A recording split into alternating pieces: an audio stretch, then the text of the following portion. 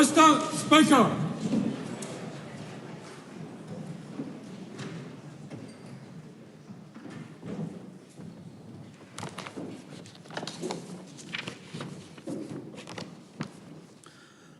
E tātua kaharawa, ka tuku whakamoemiti atu mātou, mō ngā karakia ko waiho tia mai, ki runga i a mātou. Ka waiho i o mātou pānga whaiaro katoa ki te taha, ka mihi mātou ki te kiingi, me te inoi atu, mō te ārehitanga, i roto i o mātou whakaaroarohanga. Kia mōhio ai, kia whakaiti ai, tā mātou whakahaere, i ngā take o te whare nei. Mo te oranga, te maunga rongo, me te aroha o Aotearoa. Āmene.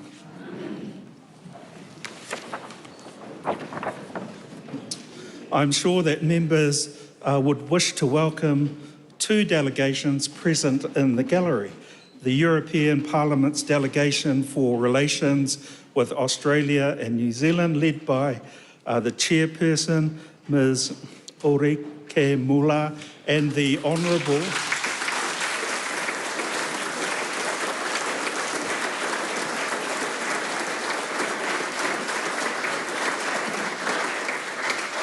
and also welcome the Honourable Deb Haaland, Secretary of the Interior of the United States, and her accompanying delegation.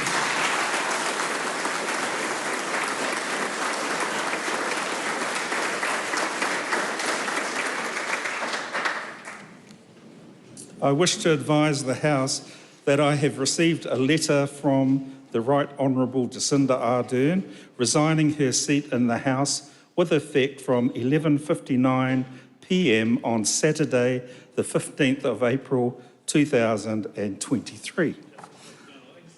I call the Right Honourable Prime Minister. I present the Prime Minister's statement. That paper is published under the authority of the House. Copies are available on the table. I call on Government Order of the Day. Government Order of the Day. The debate on the Prime Minister's statement. Mr. Speaker. The Right Honourable Prime Minister.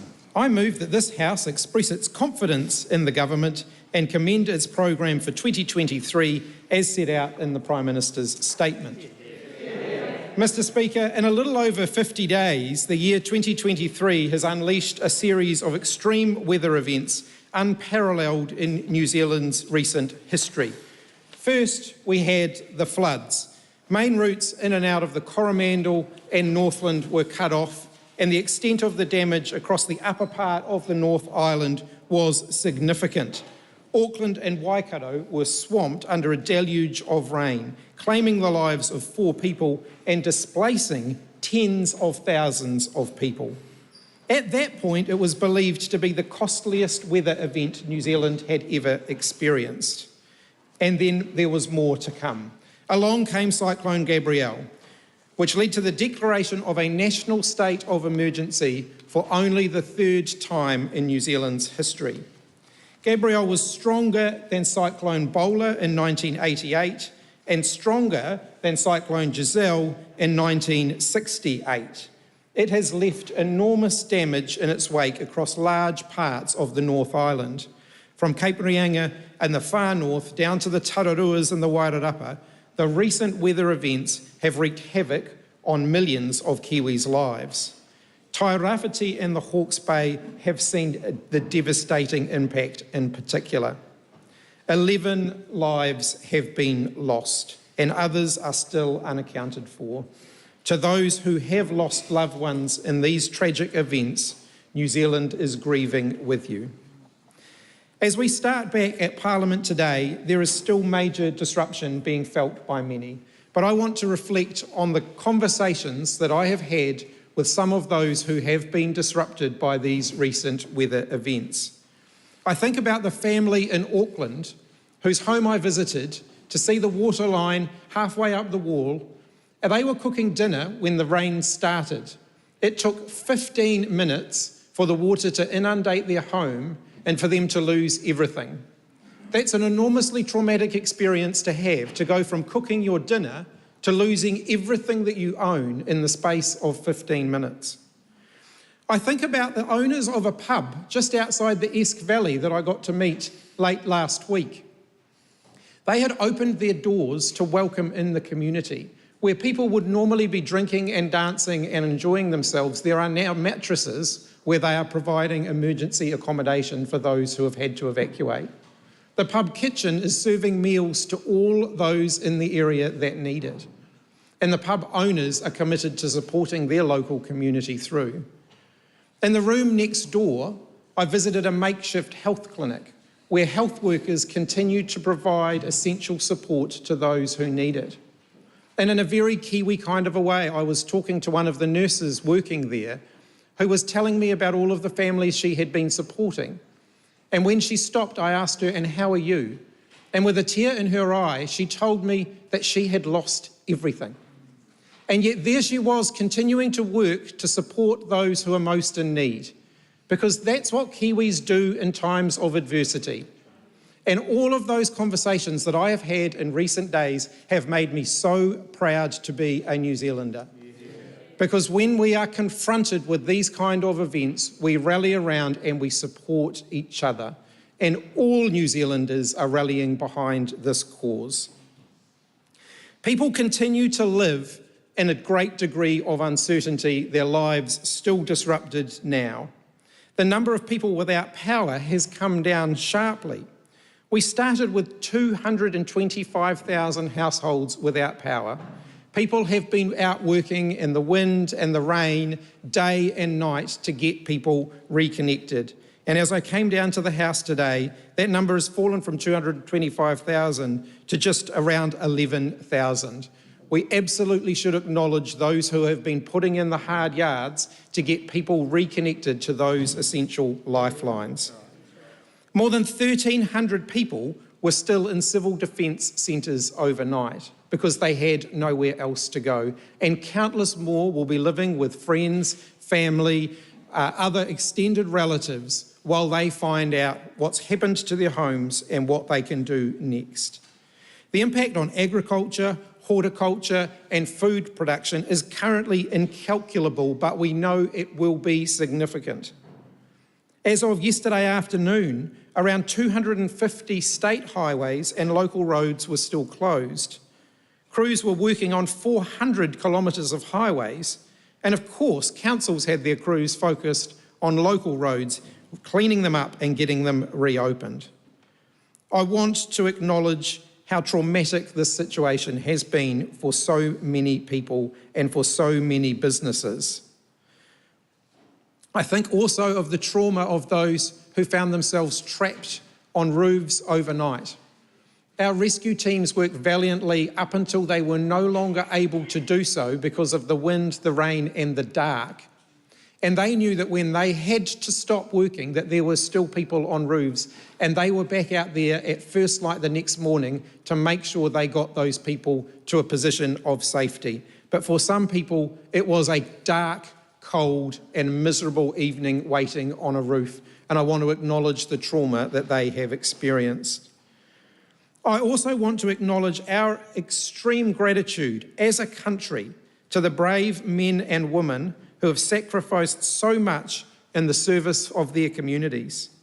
Our first responders, our Defence Force personnel, police, community organisations, local marae, volunteers, and so many more who have contributed to supporting others through this. In this time of great need, your dedication has been an inspiration to all of us.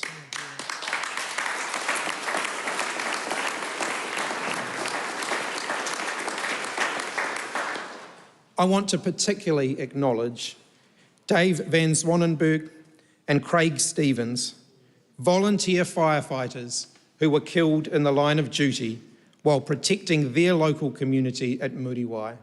We ask a lot of our volunteers in New Zealand, but no more so than our volunteer first responders. They put themselves in harm's way to protect all of us, and to their families we say thank you. Thank you so much for the sacrifice that you have made. You are in our thoughts. While the cyclone itself might not have directly affected every New Zealander, there is no doubt that we are all going to feel the effects of it in the coming weeks and months.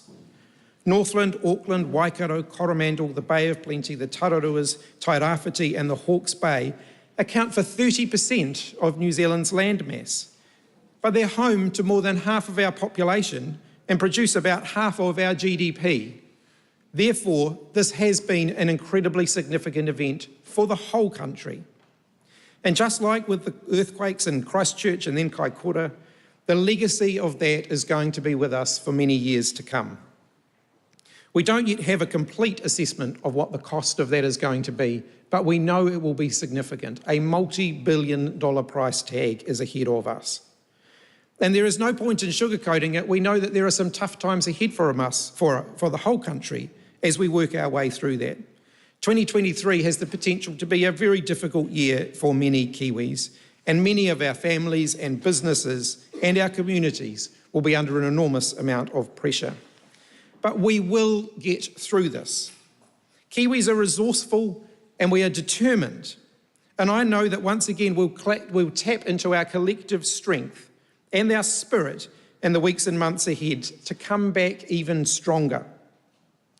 We will do whatever it takes to recover. We started that yesterday in setting out the first steps of our recovery plan. I want to emphasise again that this will be a response driven by local communities. Central government is here to support those local communities to rebuild and to recover. Grant Robertson will be leading that from the central government's perspective as our Cyclone Recovery Minister. He has a proven experience in leading us through challenging times. We will have a lead minister working in each of the regions that have been affected so that we can make sure those local communities and their needs are well connected with our national response. We'll be working closely and guided by the feedback from those on the ground. A task force will be established to ensure that we are bringing together all of the players relevant to the recovery, the insurance companies, the infrastructure providers, central and local government. And I'm very pleased to say that Sir Brian Roche, who has a proven track record of working in both the public and private sectors, has agreed to lend his expertise to that process. A $50 million interim support package was announced yesterday to support businesses and the primary sector and the effect that this has had on them. And we've also put additional funding into the emergency response fund of the Land Transport Fund so that we can continue with that essential roading clean-up work while we scope the true extent of the damage and calculate exactly how much more funding is going to be required. We know that more financial support is going to be required. But the government is in a very strong position to contribute to that. We have some of the lowest debt levels on a per capita basis in the world, helped by the prudent financial management of our Minister of Finance during extraordinary times over the last 5.5 years. We have options and choices ahead of us because of that. Even if we borrow more money in order to contribute to this response, we would still have lower debt than our neighbours and mates over in Australia and considerably lower than countries like Canada, the US and the UK. We know that how we recover has to be done a little bit differently this time. We've got to build back better, we've got to build back safer, and we've got to build back smarter. New Zealand is now without question experiencing the effects of climate change. And we are well past the point where we should question the impact of human beings on climate change. Extreme weather events are becoming more common and they are of greater intensity. In the year 2021-2022, there was a 9-fold increase in the amount of money required to help farmers and growers affected by floods, storms and drought. We also see the effect on our roads. The number of events requiring emergency works has more than doubled from an average of 67 events per year between 2018 and 2021 to 140 events per year. Even before these recent events, we know that Waka Kotahi was going to need more money just to deal with the emergency response that the extreme weather is causing. Business as usual won't work anymore. We have to accept that billions of dollars of additional investment is going to be required, not just to fix up what has been damaged, but to build more resilience so that we can better cope with these types of events in the future. We cannot fund new roads, though, by cutting the funding for road maintenance. We have to accept that building a more resilient roading network and reducing our carbon emissions are not incompatible goals.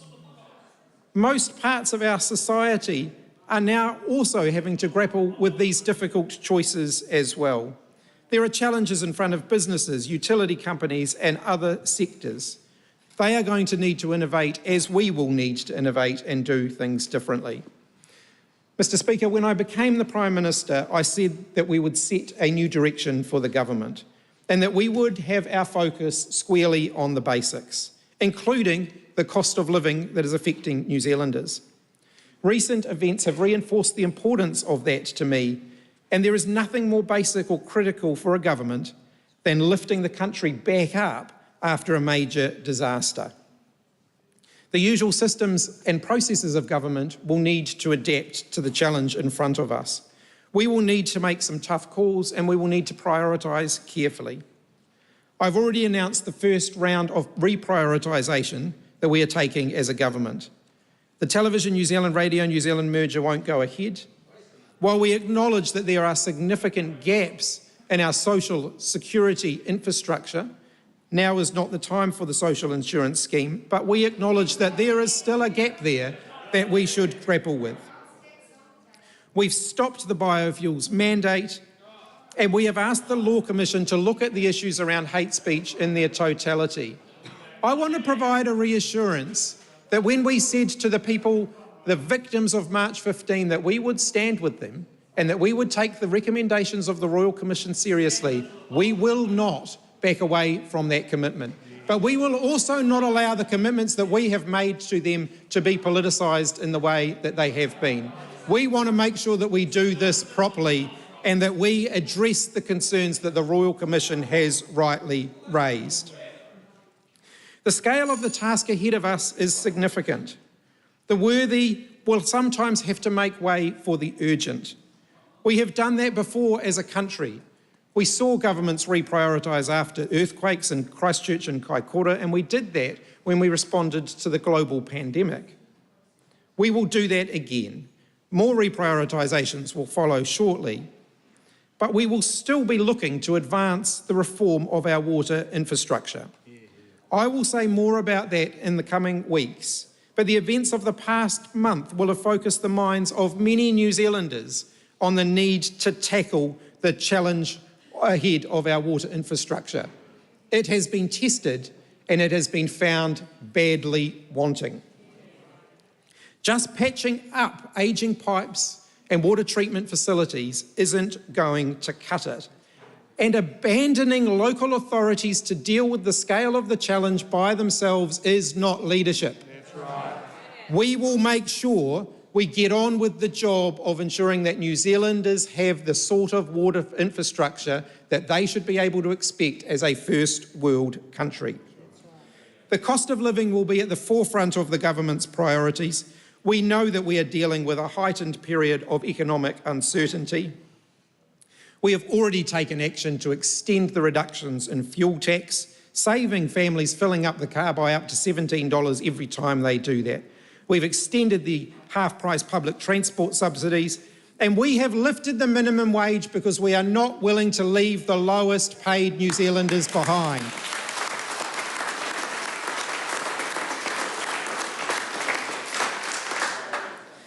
In April, New Zealanders will see that our support continues to roll out. Improved access to childcare is long overdue, and New Zealanders will start to see that in the coming months.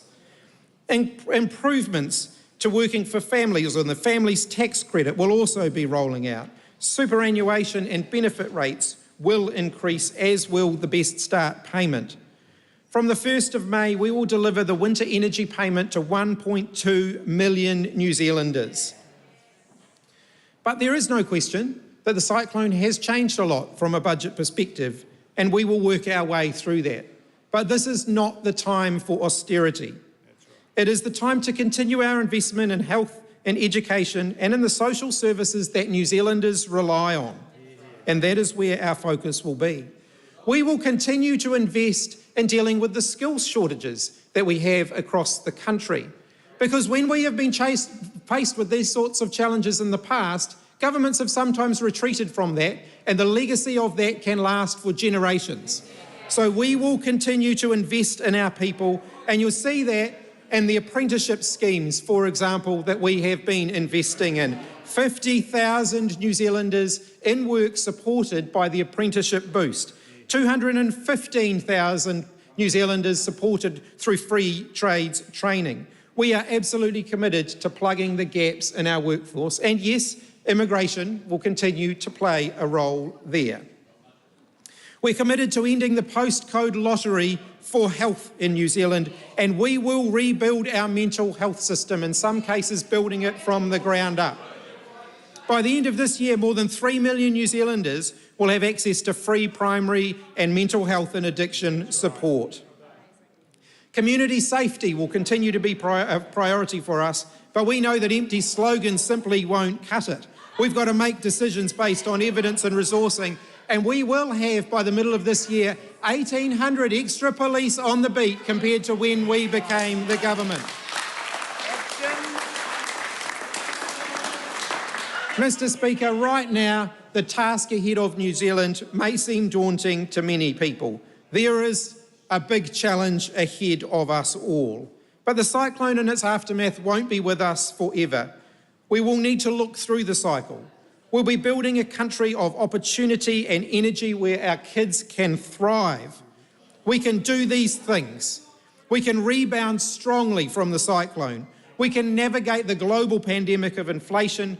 We can invest in the skills, the innovation required to power up for the future. We can build back better, we can build back safer, and we can build back smarter.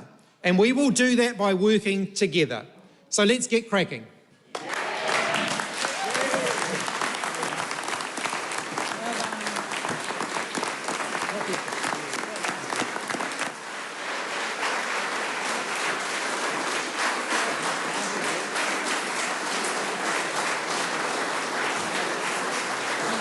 The question is that the motion Speaker. be agreed to. I call Christopher Luxon. Well, thank you, Mr. Speaker. I move that the words after that be deleted and are replaced with, quote, "This House has no confidence in this government, which is known for three things: wasteful spending, an inability to get things done, and for building bureaucracies instead of improving frontline outcomes for New Zealanders." And I have to say, Mr. Speaker, that statement was written for Jacinda Ardern and read by Chris Hipkins. That's what happened there. We got the same laundry list, the same slogans, the same spin that we've seen. But, Mr. Speaker, before I come back to that, I rise wanting to acknowledge the huge physical devastation and the emotional toll that this cyclone has taken on New Zealanders. And like many MPs in this House, I've been out and about in those impacted regions, and I'm struck by several things. The first is that we have New Zealanders doing it incredibly tough when we think about just the families that have been displaced from their homes. I was in an Auckland evacuation centre and I met a fantastic young dad, single dad. His wife had passed away 4 years earlier.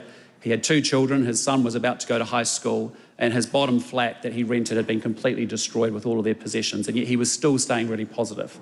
Just 2 days ago in Gisborne, I met a family of New Zealanders that had just moved here from southern India through Singapore as trained engineers, and the rainwater had come up so quickly that it had flooded their basement, and they were clearly traumatised. But for the actions of a good school principal, connecting them with a local church and finding accommodation for them, but I got the sense they were spending more time in their car with their 6-year-old and their 3-year-old as a result. Mr. Speaker, we've also seen communities that have been doing it incredibly tough, and late last night I talked to Craig Little, the Wairoa Mayor, and he was just talking about some of the challenges of his community being cut off and the suffering and the pain that they've been going through and experiencing. And then a few days ago, I was up in a valley north of Tolaga Bay, and I met a lovely granddad who had not been able to contact his son and daughter-in-law and his 4 grandchildren for over 5 days. And in that last hour, he just re-established phone contact with them. But it will be days before they can actually get in to build and get access into their place and be able to catch up in person. And Mr. Speaker, we think about those that are doing incredibly tough, that have lost their livelihoods. It was a kiwi fruit orchardist who had the kiwi fruit orchard that he'd been building over the last 3 years. It cost $5.5 million to do so, completely destroyed 2 weeks out from taking the first harvest to defray some of those costs, and destroyed by silt and destroyed by slash. And I just say as an aside, I think we need to come together in this House and actually take action with respect to forestry in this country, because it is a great industry and it's something we want to continue to support. But as the only business, the only sector I know that gets to internalise the benefit and to socialise the cost. And we need to revisit practices, we need to revisit penalties and prosecutions as a result. And Mr. Speaker, we just do think of those families that have lost loved ones, that are going through tremendous shock and grief, readjusting to a life without their loved one in it. And we just thank you for them, and we think about them, and our thoughts and our prayers are definitely with them. But Mr. Speaker, over the course of the last week or so, we have also seen the absolute best in New Zealanders as well. And I just think of communities of strangers that in every region have come together to actually go to work and help their fellow Kiwi. I was part of a group of strangers that came together in Sunny Nook. We went out in each other's cars, we didn't know anybody, and we were in a stranger's house removing carpet and putting furniture out so it could aerate. I was thinking about the community working bees that were taking place in Sunny Nook, but also in Puketapu that we saw just a couple of days ago. And then there have been great donations of food and new clothing that have come from places, as I saw in my own electorate in East Auckland, being sent up to people in Northland. Mr. Speaker, we've also seen the best of New Zealand with respect to the bravery of our first responders and our rescuers. I had a privilege of spending time in Muriwai. That's a really tight community, 1,100 people there, everyone knows everyone. But those 2 volunteer fire service personnel who gave so much at such short notice and as volunteers stepped up, and I spoke to fire service and St John's people that were with them on that night, and they're incredibly brave. I think about an orchardist out of Napier who had lost a lot of his orchards, almost totally devastated, and yet had used his own personal helicopter to go off and do a lot of rescues. And we should thank him and be grateful for him and that work that he did there. And then, Mr. Speaker, I got to see civil defence staff in local regions, but I also want to say thank you to the Emergency Response Minister for letting me come in and observe what happens in the bunker here centrally in Wellington. All of our civil defence and emergency management people have worked incredibly long hours on a completely complex situation and have done an exceptional job with it. And so we owe them all our deepest gratitude, our deepest thanks and appreciation for everything they're doing. But, Mr. Speaker, I tell you those stories because I think in the days and weeks and months ahead, it's really important that we have those stories and those people at the forefront of us and our minds as we actually wrestle with the right response and recovery. It's important that we don't forget them. We don't forget that actually delivering for them, really getting things done for them is what's going to matter here rather than just platitudes and nice statements. We need to make sure that we can do it right by them. And I think we've seen a great community response, but I'd also say it challenges us to say we need to continually upgrade our emergency management response. We will have sadly more events like this. And I lived in America for a period of time, and I remember watching Katrina, which was handled poorly, and then seeing the subsequent upgrade of each subsequent event across the different states in the US. And I think it's the same for us here. Let's have a great community response, but let's make sure we strengthen our responses as well. So, Mr. Speaker, with respect to the National Party, I mean, there's 2 roles that we need to play here around this disaster. And the first is that we want to be able to be supportive and constructive and offer constructive solutions. We know that this rebuilding effort is about New Zealand. It's not about politics right now. And right here, right now, our job is to make sure that we are establishing contact with the uncontactable. It's about making sure that we are reaching into those isolated communities, up those valleys and people that have been cut off from communications. And it's restoring that critical infrastructure, power, water, supplies, fuel, communications that they so desperately need. So we need to carry on that work in the coming days. And we also want to be supportive and constructive. We have a playbook from experiences in Christchurch and also in Kaikoura. We've learned lots from those experiences, sadly. And it's important that we actually support the government in making sure that we can action those plans and that recovery in the way that we want to. Things like a targeted short-term wage support for impacted workers and businesses. Things like loosening our immigration settings so we can fast-track the clean-up and the rebuild. Things like making sure the banks actually stand by their customers for the coming years and actually support them. If there's any special legislation that the government feels that is needed that actually enables a faster reconstruction, enables critical infrastructure to get built, we'll be very supportive of that. And obviously anything that gives dedicated leadership to give single points of accountability so that things actually get done and things are well executed is important. So I say to the government, that's what you should expect from us. We will be supportive and we will be constructive on the big set pieces that we need to get done well and done right. And we'll be pragmatic and practical, supportive and constructive around that. But we do have a second role, and that is to hold the government to account for its spending and for its delivery, because it's really important now, more so than ever, that we actually get things done and we actually enable people to get ahead and we get them what they actually need at this point in time. And I have to say to you that we feel some scepticism about that, because we look back at this government over the last 5.5 years and we've seen a very poor record of delivery. What we've seen is some characteristics of this government that are consistent and happen all the time. It wastes a lot of money. It can't deliver anything. It builds centralised bureaucracy and it forgets the front line, and it forgets that it could partner with businesses and communities because it thinks it knows best and that government knows it all and it can do it all here from Wellington. Thank you very much. And I just say to the government, that is the complete opposite of what is going to be needed if we're going to get this recovery done and we're going to deliver our services back to our people and actually support the people when they need it. I just say to the Labour government, get on with it, get going, get things done, focus on those people. What is it today that we've provided them clarity, specificity, so they can move ahead, they can make the next logical step to dig out of a place of hopelessness to a place of hope is really important. Mr. Speaker, I'd say we know that the rebuild's going to be expensive. We know there was $3 billion spent on Kaikoura. We know there was $15 billion probably spent in Canterbury. We know there was bigger impacts around lives and livelihoods as well. And we've heard estimates of $10 billion with respect to this rebuild and recovery. But it's really important that the government actually compartmentalises and defines that cost. We know and appreciate that we'll need to borrow the money to be able to fund a quality, fast and good recovery. We get that, we understand that. But I have to say our concerns are all about delivery, and it's all about us being quite sceptical from a government that talks about building back better. We've heard those words before. We heard them during COVID. We heard them over the course of this year. It overpromises and it underdelivers. Do you remember we talked about shovel-ready projects? That was a big one. That we're going to move forward now. We're going to build back better. We're going to do shovel-ready projects. Great, fantastic. There's 49 of the 225 projects now completed. That's the reality of the delivery. Remember the government talked about we're going to build Kiwi-built houses, 100,000 of them, 1% of them actually built. 1% of them actually built. Light rail was going to be promised to be delivered, so opening up to Mount Roskill by 2021 hasn't even started anything. So it's lovely making bumper stickers and headlines as much as you like, but you've actually got to do the work, get below the surface and deliver outcomes. There's been no major roads started or completed in the last 5.5 years by this government. Not one, zero. And so started and completed, not happened in 5.5 years. We had $60 billion spent on the COVID program, and we don't have a legacy of a better healthcare system. We don't have a legacy of better health infrastructure.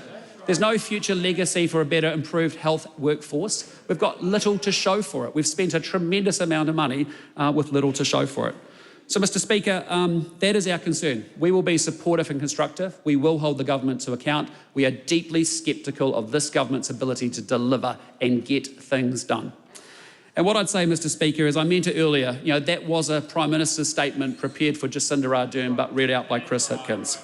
And it just underscores what we've been saying. You can change the leader, but it's the same team delivering the same poor outcomes. That's the reality of this government.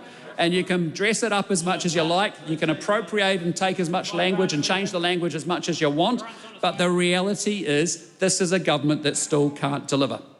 And it's pretty rich coming from a new Prime Minister who's been part of the old government for the last 5.5 years, part of the holy trinity of Grant Robertson, Jacinda Ardern and Chris Hipkins, driving the program for the last 5.5 years, who has a coming to Damascus moment and now decides it's all about getting things done in a cost of living crisis. It's quite unbelievable. It's not credible. You can say anything you want to do 10 months out from an election, but there's nothing in the track record or the background that says he can get things done.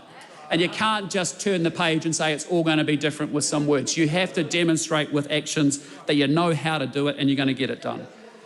It's the same old Labor, it's the same old thing, it's the same poor outcomes, and I tell you now, the New Zealand people need more than a change in leadership in the Labor Party. They actually need a national government that's going to get things done. Because here's the problems, right? The same problems remain. It's still spin over delivery. It's still confusing activity with achievement. You know, it's actually confusing inputs with outcomes, the things that matter most to New Zealanders. It's a government that's addicted to wasteful spending. How do you literally spend $1 billion more each and every week, hire 14,000 more bureaucrats, collect $17,500 more tax per household, and deliver worse outcomes on the economy, on housing, on health, on crime, on infrastructure, on everything? It's a unique and special skill set. And then the ministers are responsible for those outcomes end up getting promoted. I mean, it's the only organisation that you get to fail upwards in. You know, it's a unique skill set. It's a unique and special skill set. And then it's also got the same attitude. And you know, you can defer the jobs tax as much as you like. You can fudge the three waters as much as you like. You can talk about hate speech being deferred, you know, all that kind of stuff. But the reality is we know what your philosophy is. It is to centralise and control everything from Wellington because you believe that you know best. Think about the Polytechnic mergers. Unmitigated disaster, 5.5 years in. Think about Three Waters, still a debate, 67 district councils having their assets stolen from them. Health restructure, how's that all going? Not so great. So, Mr. Speaker, we know what the problems are, we know that they exist. And I just want to say, you know, when you look at the bits that matter most to New Zealanders, and the Prime Minister started to talk a lot about doing things that matter most. Well, I can tell you what matters most to New Zealanders is the economy. And what's happening is we have inflation at really high levels in this economy, higher than we've had it for many, many decades. And the reality is, this is a government that said there was no cost of living crisis for most of last year. It's now supposedly a focus. That's not credible. It's just not believable that you can just turn the page, change some words, and everything's okay. Nothing to see here. It's like a bad episode of Men in Black. You know, it's literally that wand where you just neutralise someone's brain and do a mind wipe. It's not going to happen. It just can't happen that way. This is the reality. The problem has been that this government hasn't had a proper underlying economic plan to deal with the underlying causes of inflation. They're not controlling costs. They're not actually controlling government spending at all. We can see that there's no relief coming through to people. The Reserve Bank's not focused, and our immigration settings have actually been too tight. And as a result, that's driven huge amounts of domestic inflation. So, Mr. Speaker, the real wages are declining in this economy for the last 2.5 years. Wages are not keeping up with inflation and everybody is going backwards. Interest rates are rising. And just think about those families that are going to have $600 extra a fortnight in interest payments over the coming year. We've got more Kiwis cycling off their fixed rates. They're going to go from 3% to 6 to 7%, and it's going to cost them a lot each and every fortnight. It only gets tougher from here.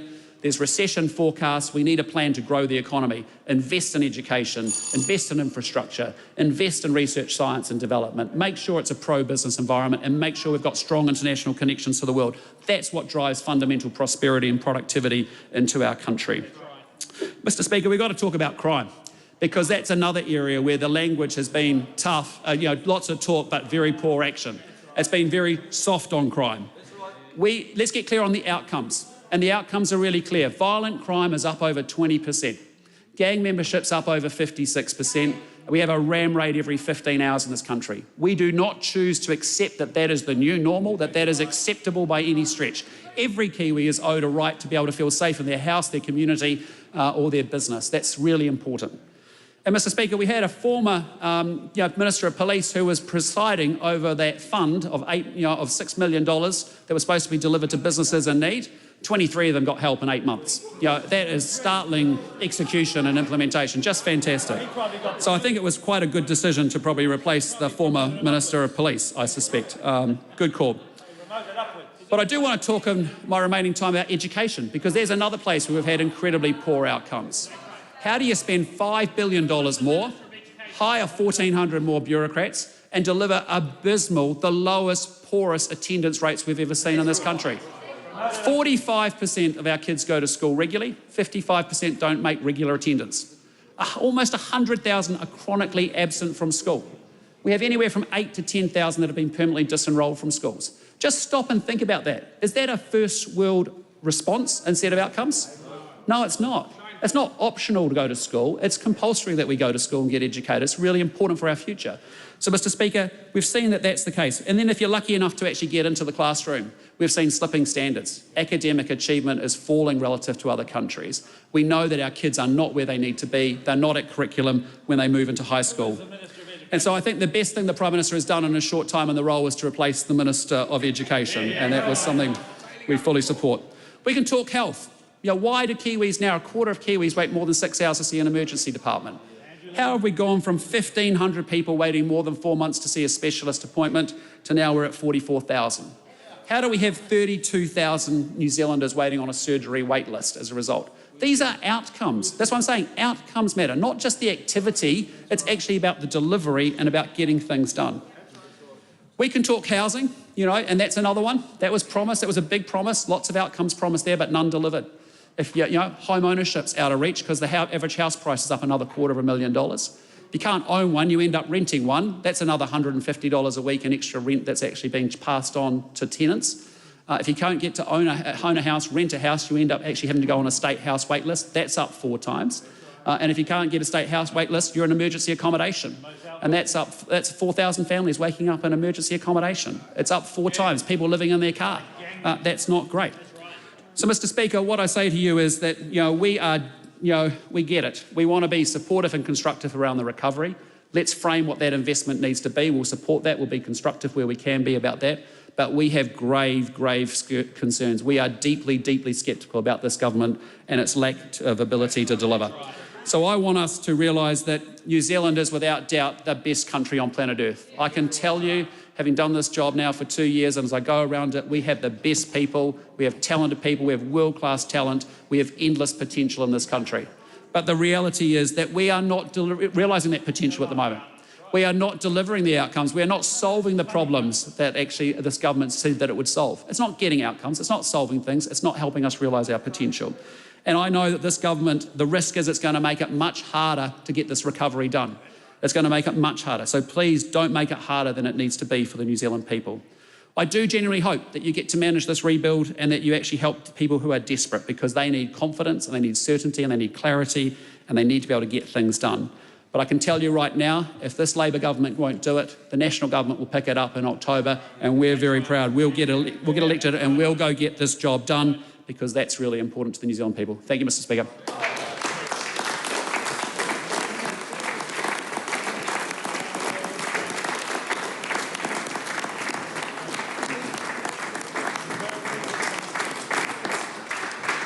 I call the Honourable James Shaw. Thank you, Mr. Speaker. Mr. Speaker, before I begin, I would also like to acknowledge on behalf of the Green Party the fact that over the course of the last month, tens of thousands of New Zealanders have lost their livelihoods, have lost their homes, and in many cases have actually lost their lives. Tens of thousands of people have at some point experienced a level of homelessness and displacement. They've been without power, they've been without the ability to communicate with their loved ones, to communicate whether they are safe or not. And our emergency services and our civil defence responders and so on have risen to the challenge as best they are able, but this has been a catastrophic series of events in Aotearoa. And there has been enormous heartbreak for many thousands and tens of thousands of New Zealanders over the last several weeks. Our top priority right now has to be on ensuring that everybody has everything that they need to be able to start the recovery in their communities and in their homes. And I do want to say to our new Prime Minister that I think that the immediate response over the last few weeks has been sure-footed. It's been very strong. And given that the motion in front of the House is that we express our confidence in the government, I would like to say that we do have confidence in this government, particularly based on its sure-footed handling of the crisis over the last several weeks. I'd like to I was considering whether I ought to congratulate the new Prime Minister, given that over the course of the 3 or 4 weeks that he has been the Prime Minister, he has had to face two of the most significant weather-related events and crises that the country has faced in a century. I would like to say from the outset that it is clear that the recovery from Cyclone Gabrielle and the Auckland and Northland floods 2 weeks before that are obviously going to dominate the government's work program for the remainder of this year, and in fact the next government's work program as well, certainly for some years to come. And so it seems appropriate that in responding to the Prime Minister's statement and to the government's work program that he's outlined, that we start by talking about the cyclone. And I note that in his response, the Leader of the Opposition, as far as I can recall, did not mention the phrase climate change once. And so I'd like to start over the course of my response by talking about some of the myths that I have heard over the last couple of weeks about the tragedies that have befallen people around the country. Then I would like to talk about what we're going to do about it, and finally to finish on the theme that the Prime Minister raised around some of the cost of living crises that we have heard. Now, there are 3 myths that I have heard, primarily repeated in the media and in social media over the course of the last couple of weeks. First of all, that these floods and these storms and these droughts and these fires that we've been experiencing the last few years, and in particular over the course of the last month, are no different from anything that has happened in this country before, and I'll come back to that. The second myth is that we ought to drop efforts to cut pollution and focus entirely on efforts to adapt to the effects of climate change and to become more resilient to these effects in the future. And the third myth is that ultimately, and it's related to the second one, New Zealand is too small to make a difference, so why should we bother anyway? Let me just start with the first myth, Mr. Speaker, because it is important that we base our response and our recovery program on science rather than on mythology or whatever we see on social media most recently. First of all, we do know that it is now possible to say what portion of any given event is attributable to the effect that the world has warmed up by 1.1 degrees over the course of the last over the last century and a half. So even before the cyclone hit us, before Cyclone Gabrielle appeared, 6 out of our 14 regions around the country, nearly half the country, was already in a state of recovery from weather-related events. 2 of those regions were in a regional state of emergency, and that was before Cyclone Gabrielle hit and we had a national state of emergency declared. We haven't even finished recovering from the last set of disasters before the next one hits. That is the scale of the emergency that we face.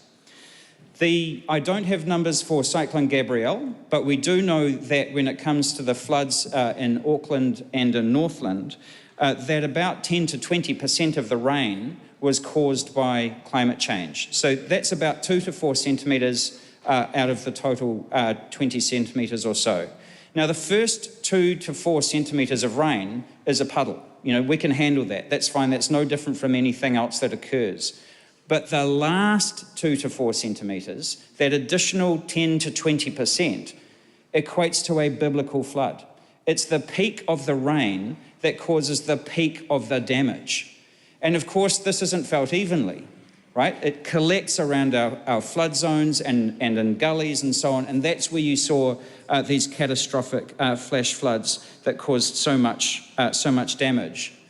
So we do know that climate change is supercharging these events and making them worse than they otherwise would be. So, these events are related to climate change, and it does not matter whether you believe in climate change or not. That does not change the fact that it is happening. That is like saying whether or not someone believes in gravity or not. Whether you believe in gravity or not does not change the fact of its existence. That is merely science. I have no judgment on it. That is just what is happening. So we have to be clear-eyed about that. The second myth that I've heard a lot over the last few weeks has been that we should drop efforts to cut pollution and focus entirely on resilience and on adaptation. And we have to walk and chew gum. Because I have to say, that is a little bit like saying I'm going to put all of my efforts into bailing the water out of my house, but I'm not going to plug the hole in the roof that the water's coming through in the first place. It is as simple as that. We have to do both. We do know that the increase in the weather events, the intensity and the frequency of the droughts and the floods and the fires and the storms that we are experiencing is because the world has warmed up by about 1.1 degrees over the course of the last couple of hundred years. We also know that the world is on a trajectory to increase from that warming that's already happened. That will increase over the course of the coming decades and in fact the coming centuries. And every gram of carbon dioxide and other greenhouse gases that we put into the atmosphere exacerbates that effect. It exacerbates that effect and makes it worse. Every 1/10 of a degree makes those storms worse, makes the droughts longer and more intense, makes the fires more fiery. It's just, my point is, Mr. Speaker, if we allow ourselves, as we have over the course of the last 30 years that we've been arguing about climate change, to continue to get it worse, then the kinds of storms and floods that Aucklanders, Northlanders, people in Tairāwhiti and Napier and Hastings have experienced over the course of the last few weeks, they will be worse next time. That is what we're doing. Every 1/10 of a degree matters. And the third myth, and I've heard it repeated behind me in the last couple of minutes, is that New Zealand is too small to make a difference. That actually we should, we only account for less than 1% of global warming, therefore we should just give up and leave it all to China and the United States and the European Union and others. And I'm glad that the representatives of those countries are here to listen to this. New Zealand's population is about the size of Los Angeles. We've got about the same number of people as lives in Los Angeles City. So if we're saying, actually, you know what, New Zealand's too small to make a difference, let's not bother, what we're saying is that actually it's okay, Los Angeles, you don't need to cut your pollution either. And if Los Angeles doesn't need to do it, then New York doesn't need to do it, and Chicago doesn't need to do it, San Antonio doesn't need to do it. And what you're saying is actually the United States doesn't need to do it either. We all have a part to play, and we must all play the part that we're given. And I love the fact that despite what I hear on occasion from members of the opposition about being committed to the course, about supporting the targets that we've collectively set, we're hearing a chorus of objection from the opposition right now to this idea that we might actually try and stop the pollution from causing climate change in the first place. I'm not allowed to use that word, Mr. Speaker, it starts with H and it ends with hypocrisy. I have to say, Mr. Speaker... Order. The member knows he cannot use that word or even imply to use it. He will stand, withdraw and apologise. I withdraw and I apologise, Mr. Speaker. So the idea that New Zealand is too small to make a difference is a total myth. There are 90 countries in the world which, like New Zealand, emit less than 1% of the global total. Together, we actually add up to about 1/3 of the global total of emissions. Collectively, the small countries of this world emit more than the United States does, more than the European Union does, more than China does, more than India does. Everybody has a part to play, and it's no different. And so the idea that we would abandon efforts to stop this pollution and basically leave it all up to other people is, like I say, it's like saying, well, okay, fine. I'm not going to fix the roof in my house. I'm going to leave that to somebody else. I'm just going to put all of my efforts into bailing out water. And I think that that is an insult to all of the tens of thousands of New Zealanders who actually had to bail water from their houses over the course of the preceding month or so. Mr. Speaker, this leads me on to what do we actually do about it. There are three things, I think, that we can do and that we can let New Zealanders know that we want to support the government in this, can do over the coming months for the remainder of this parliamentary term that will help to set things up in particular for the next parliamentary term. The first and the most significant one, and we have heard people across the House talk about this, is that we need to support families to rebuild better and safer than they were before. Not just for this generation, but also so that their homes and their communities will be safe and secure and warm and dry for their children and for their children. That is critically important. And in this country, frankly, our rebuild responses in previous crises have not been brilliant, and we have tended to rebuild in the same places to the same standard as we had prior to these events. And what that does is it actually builds in fragility. It makes us more at risk than we were before. So it is critically important that in the coming weeks that we are able to say to New Zealanders who have lost their homes and have lost their possessions, have lost their livelihoods, that we will support them to rebuild, whether that's in the same location or in different locations, to a standard that is secure for the 21st century, not the standard for the 20th century. And also that that standard takes account of the fact that this is not a fixed point. Right? There's no there. This is a dynamic situation in which the world is continuing to warm. It will continue to warm because we do continue to put pollution into the atmosphere, and the effects of these events will get worse and will get more frequent. And therefore, we don't just need to be building to today's standard, we need to be building to a future standard for what we can predict is likely to come. The second thing, Mr. Speaker, is that we obviously, as the Prime Minister mentioned, our existing infrastructure has been found badly wanting, and that has been apparent for some time, but it has particularly been exacerbated under these crisis events. And yet there are places around the country where actually things work quite well, and I want to mention the Awataha and Stonefields residential developments, because actually they didn't flood in those recent Auckland developments, and that was because the infrastructure there worked with nature rather than against it. I visited the Awataha development a couple of weeks ago after the floods there, and the fact that they had daylighted the stream, taken it out of what had been essentially a storm drain, returned it to the open sky, planted the gully that it, and the ravines that it flowed through, shows that actually when you work with nature, that when you have these catastrophic weather events, things like urban rivers and streams and wetlands can make an enormous difference and actually make us more resilient. And so the idea that we would simply use more concrete, which in fact actually made things worse, is again a myth I think that we need to overcome.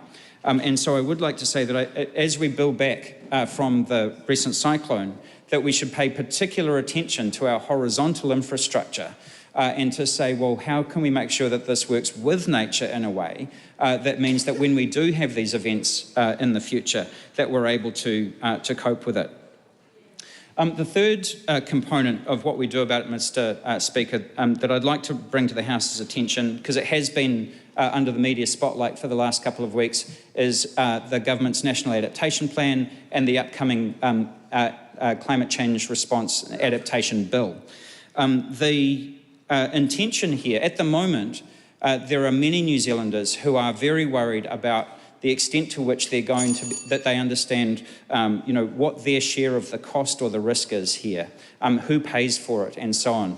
There is currently no clarity about the share of risk and cost that is borne by the householder, their insurance company, their bank, their local authority or central government. And generally what that means in that state of clarity is that it all tends to land on central government. And as the Minister of Finance has noted on a number of occasions, there basically isn't enough money in the world to be able to cover every single cost. And we do need to take a hardship-focused approach to support the people who need it the most, but we also need to make it really clear who bears what portion of what cost. And that is the intention of that bill. And there have been calls to accelerate that, and we are looking at what we can do to accelerate that or portions of that bill to help us cope with the immediate crisis.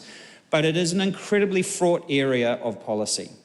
And I do want to say to Todd Muller and to Christopher Luxon, who have said quite a lot over the preceding weeks that they do want to take a bipartisan approach, and they do understand that it is necessary to have a multi-decade approach here, that it is critically important for New Zealanders to know that there is a stable policy environment. I appreciate that offer. My intention is to work as closely as possible, because this challenge is going to take decades to sort it out. It is going to need to take multiple changes of government, and it is more important than any petty partisanship or politicking that we can do. So that is critically important.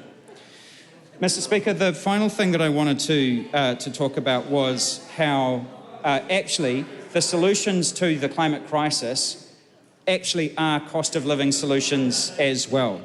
And this is, again, another myth, the idea that trying to stop climate change from happening is somehow going to make us all poorer. It can actually make us wealthier.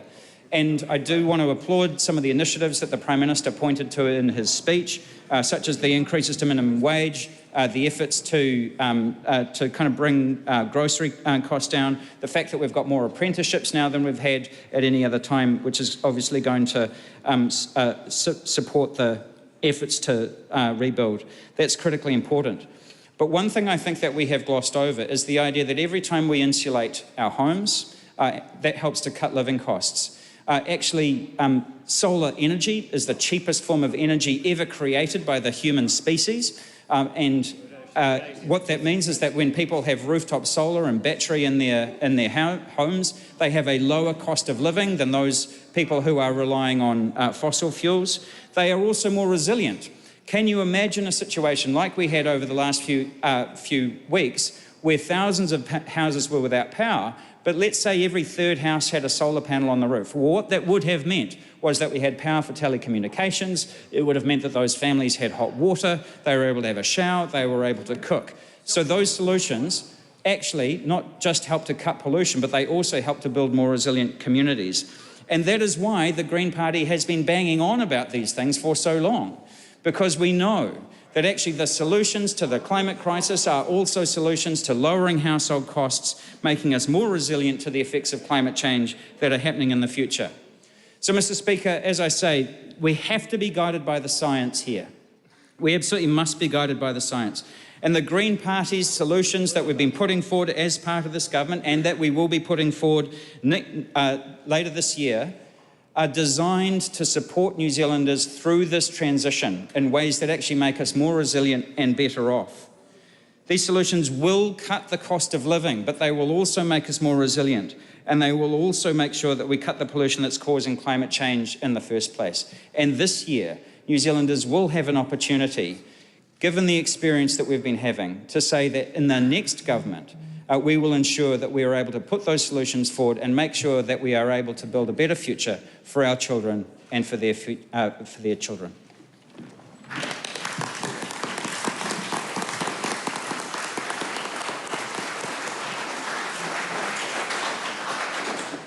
David Seymour. Oh, thank you, Mr. Speaker. I rise on behalf of the ACT Party in support of the National Leader's amendment to the Prime Minister's motion. But being the ACT Party always here to help, I'd like to fill in and add a few details. Mr. Speaker, can I start by acknowledging the suffering from the floods both in Auckland a fortnight ago and in Tairāwhiti and Hawke's Bay right now. In particular, the 11 who have been confirmed dead in Tairāwhiti and Hawke's Bay, and the 4 Aucklanders who lost their lives in the floods 2 weeks ago. On top of that loss of life, those people who are still not contactable and deemed missing for the time being. Let's hope that they are found soon and found alive. To all of those people who have experienced enormous devastation, we say as ACT that we hear you, we are with you, and we look forward to working constructively. And that means being prepared to debate, to propose ideas, and to speak on behalf of those affected in a democratic society. But we look forward to working constructively to help with the recovery that is now essential. And Mr. Speaker, to give you a few ideas of what that looks like, it looks like my constituent Irina, who lives in a house that was flooded right up to the second floor, who lost everything and has been burgled multiple times despite there being nothing to steal. Those are people who need help with recovery. It is people whose homes were flooded because the drains around their house were filled with gravel. And miraculously, after the council cleared the drains on Monday night after the Friday night rains, the Tuesday night rains drained away with no flooding. On the grounds in the Epsom electorate and across the Auckland Isthmus, up to Northland, down to Coromandel, we are still reeling from the effects of those Auckland anniversary weekend rains. And we see people that are going to take a long time to recover, including those in Mount Eden who have been evacuated for 2 weeks while a shot tower, a historical relic, is dismantled. But, Mr. Speaker, the devastation in Hawke's Bay and the east coast or Tairāwhiti is even greater. I visited, for example, Mr. Speaker, an orchard where they explain that the silt will ringbark the trees and kill them off, that the apples on the tree cannot be harvested. They have incurred all of the expenses for this season, and yet they will now have to dump that crop without getting anything this season. And that's going to be the reality for the next 4 years, because if they decide to go ahead, they will have to plough their trees into the ground, replant, hundreds of $1,000s per hectare of recapitalisation, and those trees will not bear fruit, leaving them with no revenue right through to the year 2027. That is the kind of devastation on a practical level people face, and they're going to depend on two kinds of banks. Will there be confidence in the stop banks and the municipal infrastructure reinvestment that it's going to be safe to operate in that area? And will the banks believe as much and fund their recapitalisation so that they can do what's necessary for their business to carry on? Mr. Speaker, these are harrowing and difficult choices, and they're going to resonate outside of the directly affected area. While most of New Zealand is not affected nearly as acutely as that, there will be challenges and choices. And let me agree with the Prime Minister on one point. There is still a lot that is unknown. The full scale of the damage, the full causes, or at least the dynamics that cause the damage not being fully understood. It would be premature to know exactly how to respond. But what we do know is that there will be serious challenges and choices, and a requirement to respond with good policy based on sound principle. One of the most obvious revelations is that this country is going to need to change its approach to climate change. So far, we have been overwhelmingly focused on emissions reduction or mitigation. And it was sad, it was truly sad to hear the Minister for Climate Change, someone who's had the job for 5 years, someone who never studied science past high school, say that he wants to take a scientific approach and then bungle just about everything that he said. For example, James Shaw, it was 28 centimetres of rain in 24 hours on the 27th of January in Auckland, not 20. If he says that 4 centimetres is the difference between a bit of rain and a biblical flood, then imagine what difference 8 centimetres makes. Get it right, mate. And then he said that solar power is the most affordable form of energy created by humankind. Well, if you know your Latin, Mr. Speaker, then solar power by definition comes from the sun, and as far as I'm aware, the sun was not created by man. What I think he meant to say is that solar panels are one of the most efficient ways of converting energy from its solar form into electricity. That would be correct. But it shows the problem with a climate minister who, like all Green Party MPs, never studied science past high school. They get it wrong all the time. And, Mr. Speaker, the reality is that we have a climate change minister who blames everybody but himself for the failure of his own policies. We have had emission reduction schemes that just don't work.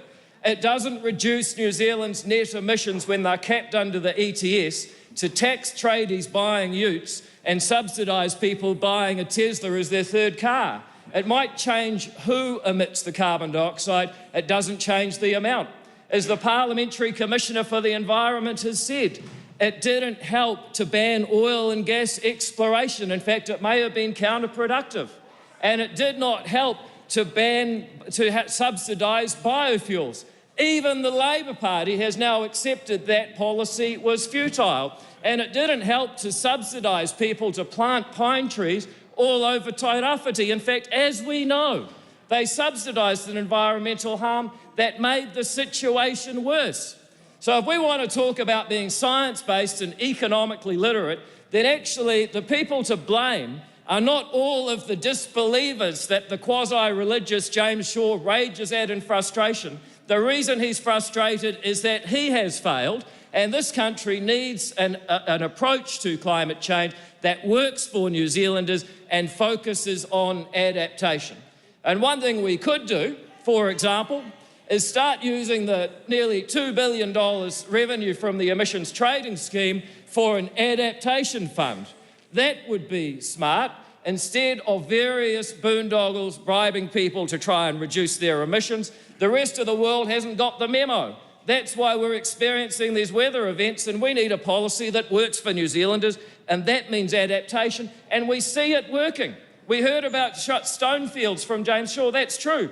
I told you about the drain clearances between Rains and Auckland that made a difference. I heard from Kirsten Wise, the Mayor of Napier, about the $68 million in municipal infrastructure investment that meant that the city of Napier itself was largely okay in these rains last week.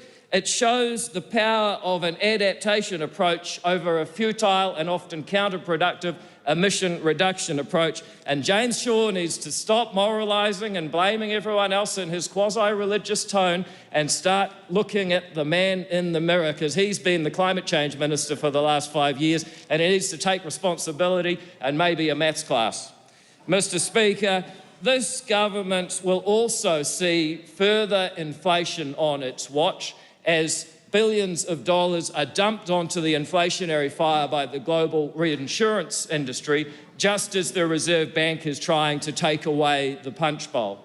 Mr. Speaker, there will also be a serious resource crunch for tradies and builders and plasterboard and building materials.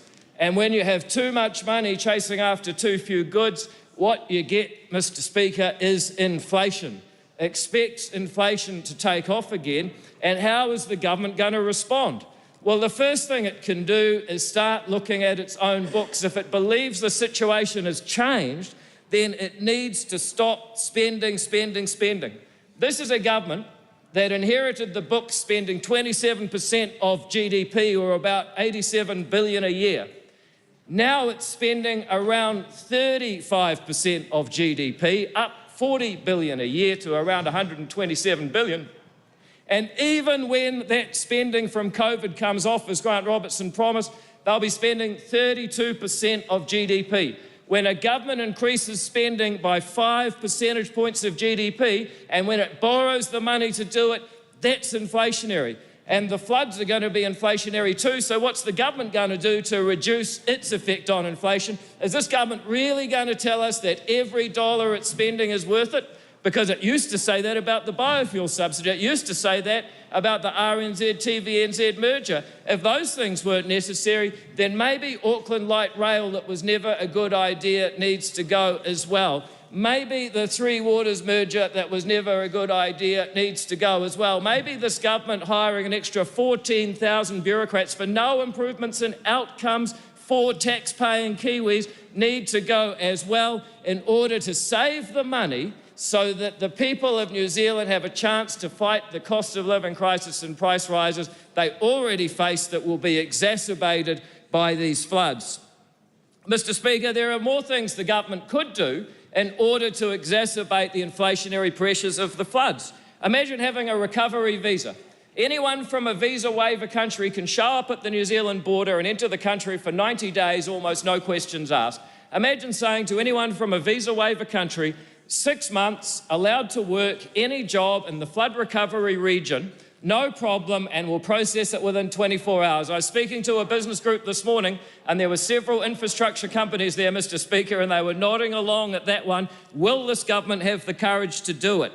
They could have a materials equivalence register. There'll be a plasterboard shortage again. They need to start saying that if a material is allowed in Australia, if it's allowed in the United States or Japan, it should be allowed to be used for the recovery. We can't afford to run a parallel market, or actually 3 or 4 parallel markets if you take the councils from the Cape down to Wairanapa, and hope that the global markets the global suppliers will come to those fragmented markets. We should have the New Zealand Defence Force out supporting constables right now, whether the problem is gangs, whether the problem is looting, whether the problem is domestic violence, or whichever one the government is saying it is from day to day. But let me pay the government one compliment. I think that Chris Hipkins got something right when he said that the response should be driven from the locals. I was lucky enough to meet Sally Crown and Annette Brosnan and Kirsten Wise, 2 councillors and the Deputy Mayor and Mayor of Napier. What impressive leadership. They are the sorts of people that should be listened to. The emergency response should be supporting local leadership, not undermining and gaslighting local leadership. As we heard the Police Commissioner on the radio this morning, when local people say we need to see police, we are fearful, we need a Police Commissioner who does better than saying, don't be scared and the police are there and you're wrong. We need to start listening to local leadership. And that's one good thing that Chris Hipkins has said. I'd just like to see the reality of it. And what we see in this Prime Minister's statement, Mr. Speaker, as we turn to New Zealand's longer-term future, is again an enormous number of dumb ideas where the RNZ-TVNZ merger, the hate speech laws and the biofuel subsidy all came from. We have the excessive expenditure. We have the increase in minimum wage by more than even MB advised, putting more costs onto small business that are going to have a very tough year as the economy turns south. And what is the government doing? Well, they're appointing more and bigger bureaucracies. We're going to have a grocery commissioner. And the hope is that the grocery commissioner will be just as successful as the Commerce Commission's attempts to increase competition amongst petrol stations, which, by the way, Mr. Speaker, has been totally ineffective because the importer margin, the amount charged by the petrol stations, remains the same as it was before they put the latest layer of bureaucracy onto petrol stations. And then the building supplies industry is going to get its own bureaucracy. All this Labor Party knows how to do is basically, well, it's what we used to say in the back line, Mr. Speaker, shoveling, as the French say, merde. Instead of actually solving problems, they shovel them on to the next person, create a new commissioner and imagine that's the solution. Well, actually, what people know is that groceries haven't got cheaper, petrol hasn't got cheaper, and building supplies won't get cheaper either just because there's a new commissioner. They say that they're going to fix mental health. You got to admire the sheer audacity of this government that wouldn't even report on the number of people being seen in mental health, that stops reporting their own measurements. They were so bad. It's like they've failed so hard for the last 5 years. The audacity of asking for another go and pretending that nothing that has happened for the last 5 years is their responsibility is truly admirable. I'll give them this. They've got some chutzpah. And then they say, what else do they say? They say they're going to apply the Housing Acceleration Fund. Well, funding infrastructure so houses can get built is a very good idea. If only they did it, they announced it, they just haven't done it.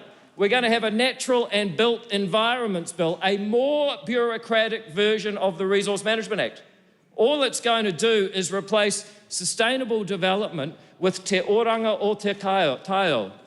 Now, does anyone know what that means? No, they don't. The courts will figure it out. It'll take 15 years. By that point, Indonesia will have overtaken us in living standards and GDP per capita, but that's what it's going to take to understand the Natural and Built Environments Law, which is more complex than the Resource Management Act that it replaces, and also novel, meaning it's going to take a long time to figure it out. Meanwhile, getting stuff built just ain't going to happen.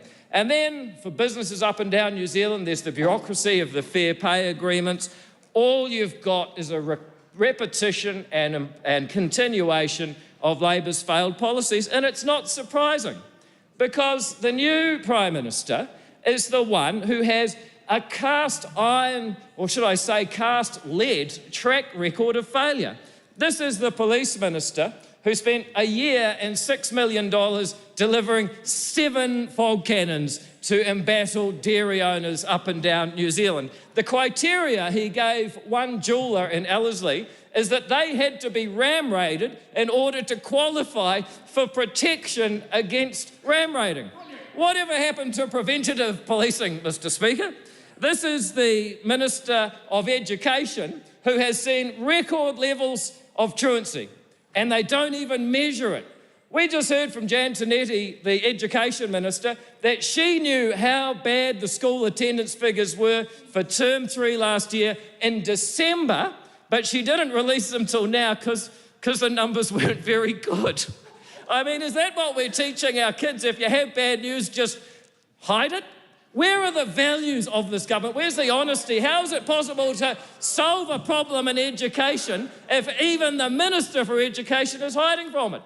But Chris Hipkins was also responsible for Te Pūkenga. And Te Pūkenga is kind of like the Kiwi build of Labour's second term. It's almost unfair to bring it up because they've failed so hard. It is a byword for mismanagement and government mediocrity. And then, of course, you've got the Prime Minister, who was the Minister for COVID response, who leaked the private information of a pregnant Kiwi woman hiding with the Taliban and wouldn't apologise until the courts made him. What a guy. What a lovely man we're going to have, and what an interesting year of politics we're going to have when those aspects of his character and performance start to come out. And then he's also the guy who's been responsible as State Services Minister for growing from 47,000 bureaucrats to 61,000 bureaucrats with no increase in productivity whatsoever. Mr. Speaker, we can be so much better. Imagine a New Zealand that is not divided by its treaty. You see, Mr. Speaker, all through human history, treaties have brought people together. Under this government, we have the first ever treaty that is designed to divide people into tangata whenua land people and tangata tiriti treaty people. The world's first treaty of division.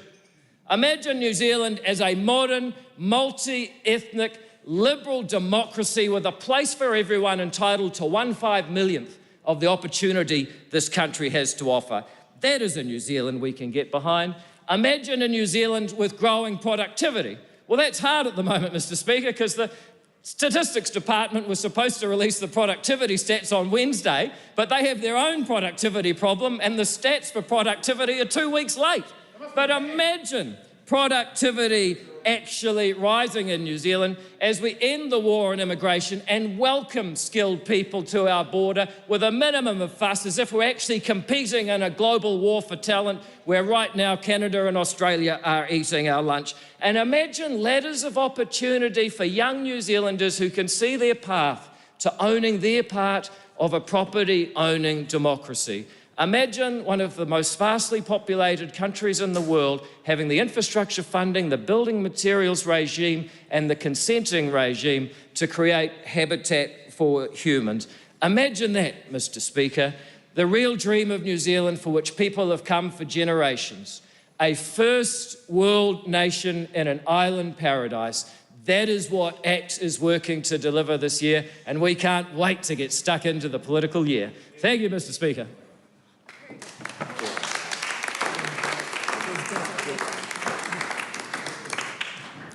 Tēnā koe te māngai. Debbie Ngāre Wapeka. Kia ora. Tēnā koutou katoa. Tuatahi kia maumahara mai ngā hunga mate i te wāpauri.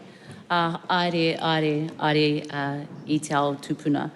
Ko te mahi o te kaitiaki i te mana o Papatūānuku o Ranginui, hoki tainoa ki a raua tini tamariki mokopuna e whangai nei i a tātou o te ao marama nei. He mana tuku iho ki ngā iwi me ngā apu i inei rā, mā ngā atua me te tiriti o Waitangi, me ngā whānau, ngā hapu, me ngā iwi o waka aere, kia ora ai a Papatūānuku, me ana tini uri mokopuna tātou mai ki te tangata. I remember first to stand in mihi to those whose lives have lost, whose whānau are grieving. At the moment at home, I remember Hori Luke, who's in state at Aotea Marae, and mihi to all of those that are going through periods of huge grief and uncertainty. I'm also like to, Te Pāti Māori would like to mihi to all our first responders and see the absolute commitment in mahi that they've been doing for all of us in Aotearoa.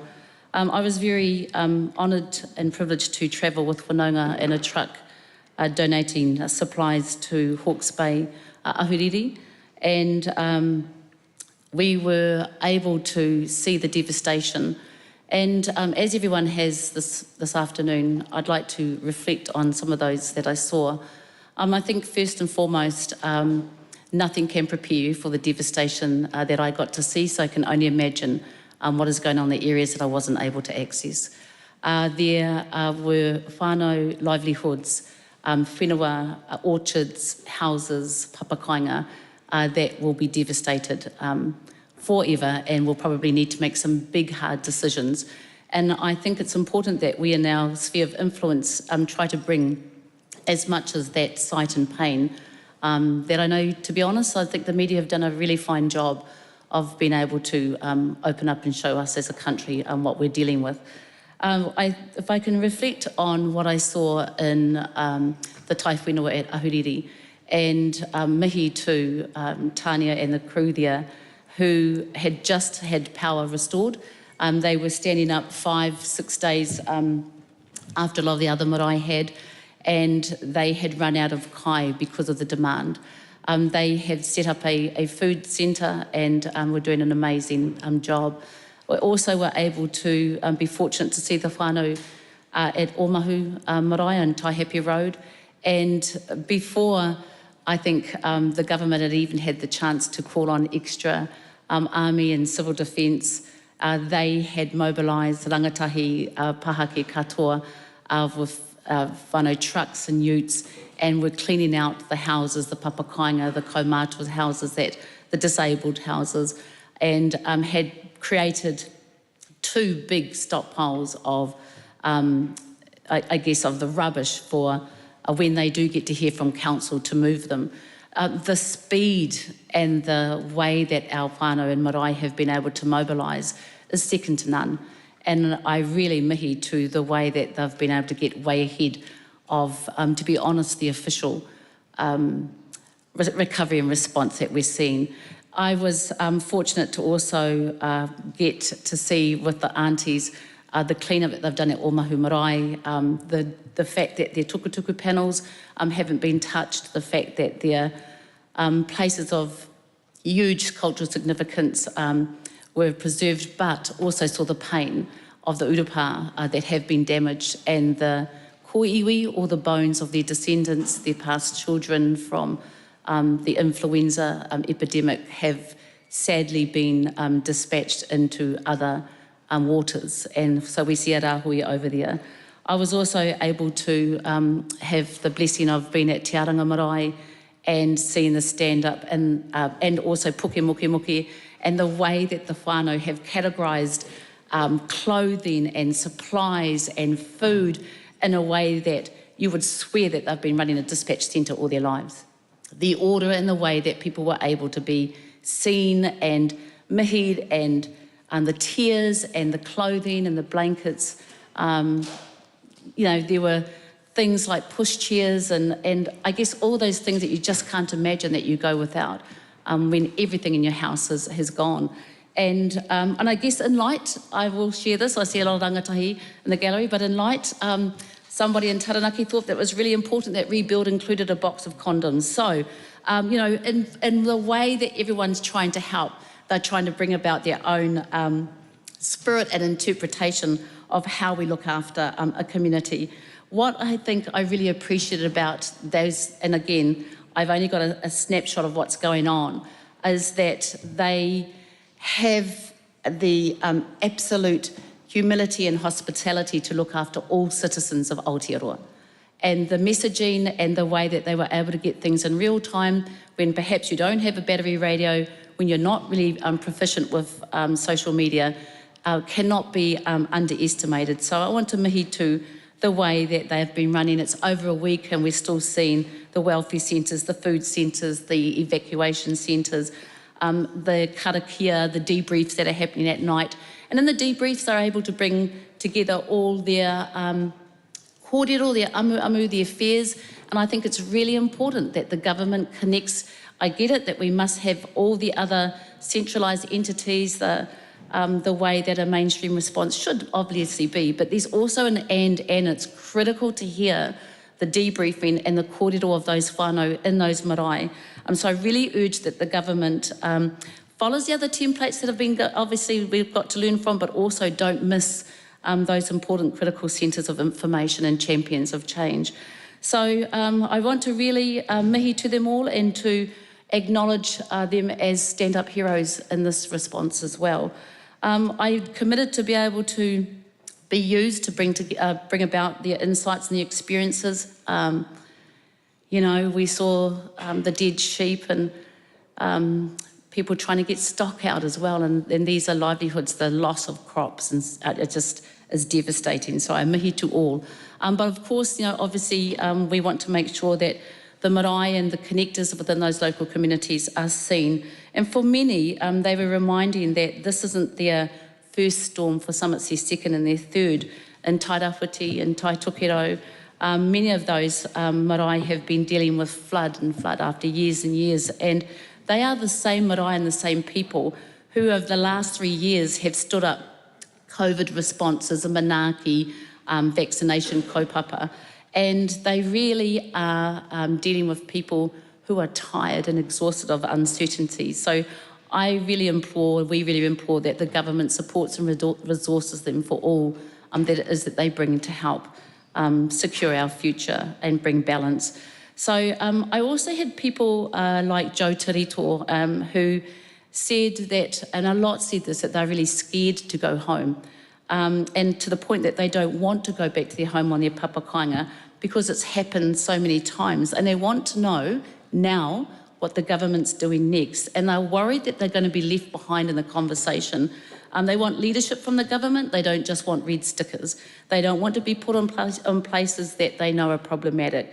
They're sick and tired of the forestry industry destroying their communities. They're sick of the polluters who are refusing to change. They could name those who they've been having problems with. They are acknowledging those who are refusing to pay towards the damage they're doing to their tile. They feel that there are delays from politicians who are saying the right thing, but maybe not following through. And they feel like there's been years and years and years afforded to be able to act. And I think it's really important in my role to remind the government, when you first got in, there was a lot of talk about just transition. And I know COVID and other things have distracted from that, but we really need to go back to that, and particularly with an equity lens. And our concern is that it's not actualised, and there doesn't seem to be progressive discussion about it. So what we need to see is an equity-based investment, and from our perspective, that's not up for debate. When we came into the House, you know, this morning, we come with a series of wero, and they are for us all as political leaders. My challenge to the Prime Minister, to Chris Hipkins, is that we need to make sure that we have a program that's going to empower whole of government response to climate change and to do what's right, and that may not always be politically convenient. And I guess it's not about looking for praise for business as usual, but to stay focused on climate change and, again, prioritising equity. And if we are going to be doing local, then make sure that local is not only a one-stop shop centralised portal, that actually get out to the very communities who are affected. And they do look like marae and whānau. And I think to also recognise that he has the absolute power to make this difference, and he has the influence to leverage that power of government for the benefit of our young people and the certainty for our future generations. Te Pāti Māori also is just a challenge to the Minister for Climate Change, James Shaw, is that he actually works with all parties in this House and not just what appears to be with National Party. We have seen since 2017 his approach has weakened our response to climate change, and at times compromised when we should have been our strongest. If he wants to enact the truly bold and transformative climate action that we desperately need, and he speaks of in this House, he must adopt a new approach now. And government must no longer water down climate action because vested interests tell you to do so. My challenge to the Finance Minister, Grant Robertson, and the Minister for Emergency Management, Kieran McNulty, is to put forward targeted by Māori for Māori according to Māori solutions to emergency management and rebuild rather than simply prioritising business. Sending empty shipping containers to marae is unacceptable. If civil defence are going to connect with marae and going to send assets, please make sure those assets deployed are filled with equipment that's going to be of use to them. We agree that there are many lessons to be learned. And I guess one of the things we issued and part of following up with our challenge is our Te Pāti Māori policy, calling on the government to establish a $200 million Māori Taiao relief fund. You're more than welcome to add more to it, but our focus was to immediately look at rebuilding and cleaning up marae, urupa, papakainga impacted by environmental disasters. I want to be really clear, this isn't instead of, this is as well as. So this is an and. And so what we can see is these are long-term initiative that hapu, iwi and urban Māori can apply to their climate planning, flood protection and relocation. And this fund would also resource a Māori National Service Defence framework to give hapu, iwi and urban Māori organisations the same resources and infrastructure as local government, such as access to helicopters. And again, I'll go back to the reflections. A lot of those marae want to be their own bunkers and their own stand-up civil emergency response. And again, we have to make sure that assets deployed to them are actually going to be of use, again, not empty storage containers.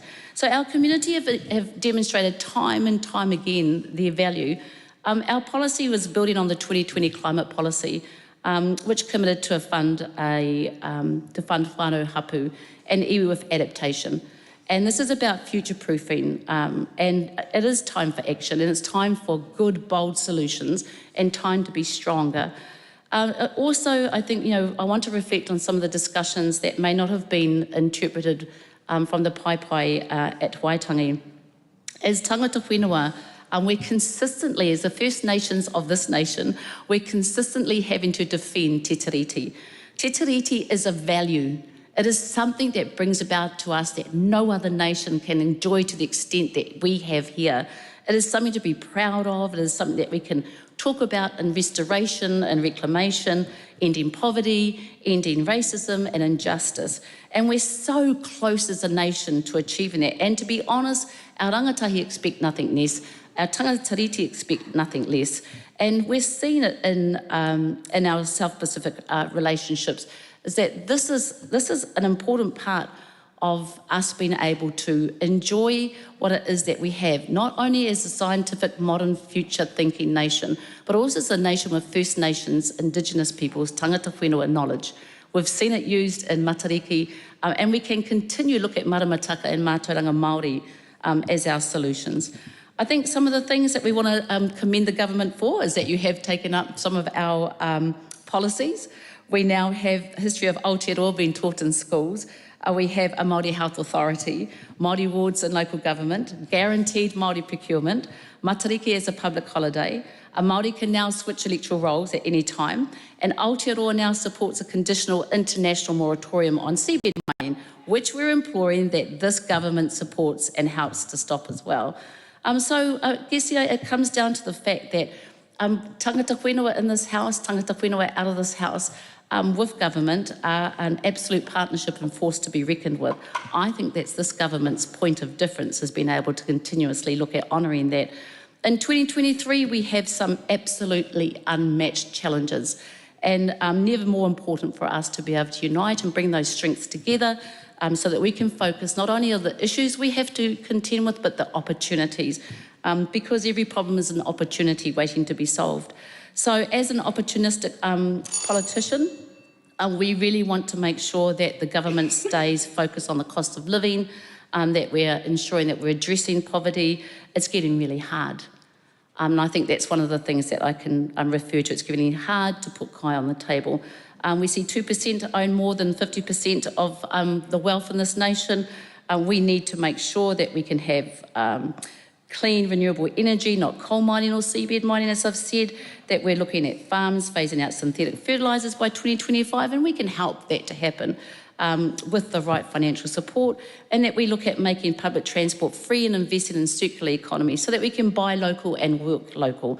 So we've got solutions on what the new economy could look like, and it might upset some of the old capitalists. But we must follow the lead of our rangatahi and pressure government to do what's necessary, and that's what we'll be intending to do. I also want to talk about recognising the land that we live on and how we read the various signs to ensure that we grow and understand. So we recognise in toi tu te whenua, the fact that the Western paradigm and how it's been managed is actually challenged throughout the world, and that we as Indigenous peoples have some knowledge that'll be key to future planning for crises that threaten to engulf us. We also will continuously be on about returning whenua to its original owners who live as kaitiaki, recognising our abundance and breaking up the wealth of the 1% in favour of the 99%, and embracing a tikanga worldview, ensuring everyone has enough income, enough kai, and be able to live good lives, implementing alongside that our Indigenous environmental practices, such as the rāhui that we've seen has gone on in Tairawhiti. So we also want to be able to make sure that we are looking at ways to be able to assist whānau in practical ways, and that means doubling baseline benefit levels. It means bringing down grocery bills through removing GST from kai. It means guaranteeing pay equity for Māori nurses and teachers. And it also means taxing wealth more, income less. So we're not shy of capital gains tax or ghost houses tax. I know some over here will be absolutely flabbergasted. People are fed up with status quo. They are tired of the same old excuses of successive governments who are refusing to acknowledge the scale of the problems we face. Some even don't accept that climate change exists. So what we want to do is see Oranga Tamariki be more competent. We want to see Kaingaroa be more resourced to pick up and help with those that are homelessness. We don't want to see 60% of them being Māori. We want to see Ministry of Health giving more support for primary care, including dentistry, and that Pharmac is helping with more life-saving treatments. We also want to be able to see Ministry of Education is more focused on creating education that is going to be representative of what our rangatahi and tamariki need in 2023, not 18th centuries. Our prison population has gone up by 2%. We want to see a government that's going to focus on bringing these things down. And if we see police are found guilty of widespread racial profiling and illegal photographing of rangatahi without consent, we want to see things like that stop. So it's way past the government being able to continuously feast on the misery of our people, so we want to be able to turn and flip those statistics upside down. It's election year. An election year, we're progressing our wero to parties on both sides of the House, and it is not to use tangata whenua as a political football. We have already in the last month seen our people being used as punching bags from major parties, oppositions whipping up hatred and division of Māori rights, and government caving into pressure and reversing their own policies. This House should rise above the hate instead and have an unrelenting focus on pushing through policies that progress towards a treaty-centric Aotearoa. We are a nation that has the ability to be the absolute best in the world. You have within you First Nations people, knowledge has proven time after time that that is something that's going to help convert this nation into a future-focused nation that we can all be proud of. We believe in ourselves. We believe in tangata whenua, tangata tiriti, and Aotearoa. But we also need to make sure that the Crown stays focused and believing on us. And so examples is I look at those marae, look at tangata whenua, and make sure that we are accountable as tiriti partners, because that's what Te Pāti Māori will be doing this year, is making sure the Crown and the opposition are true, pono and tika, to te tiriti o Aotearoa, to tiriti o Waitangi ki Aotearoa hau. Kia ora rā. I call the Honourable Kieran McAnulty. Speaker, I stand in support of the Prime Minister's statement and his motion, in particular the words that he shared in regards to Cyclone Gabrielle and the devastation and destruction that it has caused to many North Island regions. From the far north down to Wairarapa, there are many communities, thousands of people whose lives have been upended because of this severe weather event. And as at 6 a.m. this morning, there were 11 New Zealanders having been confirmed to have lost their lives, and police continue to have grave concerns for others. It's 11 families that have lost loved ones, 11 communities that are hurting. This cyclone will be referred to as a reference point, much like Cyclone Bowler was before that. And it is Cyclone Bowler that many people have been comparing this event to as the Prime Minister and I had been travelling around the affected areas. I suspect they won't be speaking of Bowler much anymore. Such is the severity of Cyclone Gabrielle. Mr. Speaker, this is only the third time in New Zealand's history where a state of national emergency had been declared. It is the first time that a state of national emergency outside of COVID, covering the whole country, and Christchurch covering, or the Canterbury earthquakes covering one region, that it has been over such a large area with many different regions, many different needs, and many different challenges. And as such, that does present a challenge from a civil defence perspective. The issues in Northland are different to Auckland, which in turn are different again to Waikato, Bay of Plenty, Tairāwhiti, Hawke's Bay, the Tararua district, and Wairarapa. There are, of course, similarities, and many of those surround our isolated and rural communities. For so long, due to various reasons, being extreme weather, communication blackouts, broken roads, roads covered by slips, etc., many rural communities were completely cut off from the rest of the country, and in some cases, for days. This is bound to cause anxiety and stress and trauma that will last for many years. We recognise the communities that have been cut off in particular. They have bandied together, they have supported each other, they have been innovative in order to provide the support that people need until civil defence and local authorities and first responders were able to reach them. And Mr. Speaker, it is pleasing that now NEMA authorities and civil defence feel that they have a grasp of the need in communities throughout the country now, that they know what they need to provide where until they're able to reconnect those communities either through road or through communications. At 6 a.m. this morning, I received the following critical updates that I would like to share with the House.